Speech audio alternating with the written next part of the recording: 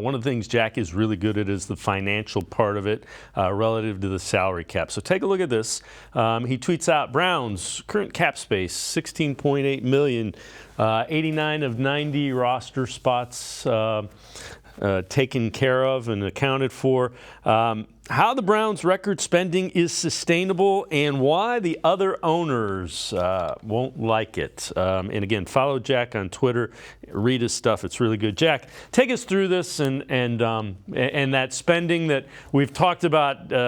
Jimmy Haslam is spending, and he's allowing Andrew Berry to spend, and that's why the roster's there. How sustainable is it? So as long as Jimmy is willing to keep opening his wallet and throwing money at it, it is entirely sustainable because they've built a model where they're constantly pushing it back. And as long as there's not another worldwide pandemic and the salary cap crashes through the floor, which is what caused a lot of problems to teams like the Saints, then there's no reason. And effectively what they're doing, they're spending almost 2 years in advance on the salary cap.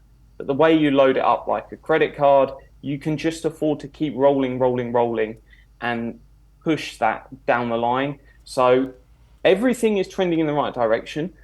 Just going to rely on no worldwide catastrophes and Jimmy Haslam to keep spending. So as long as those two stay in place, can go as far as we want. And we've just looked at a 3-year average based on how much they're spending at the moment. Obviously, it gets to the end of the season, we get a full official number.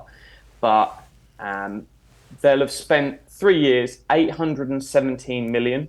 And then if we just look at the league average, $665 million. So an extra, doing some maths on the fly here, $150 million over the 3-year window is how much extra the Browns are spending, just to league average across the board. If we look at the cheapest team, the Bears, that's $544 million. So a good $300 million more than them. So significant amount of money.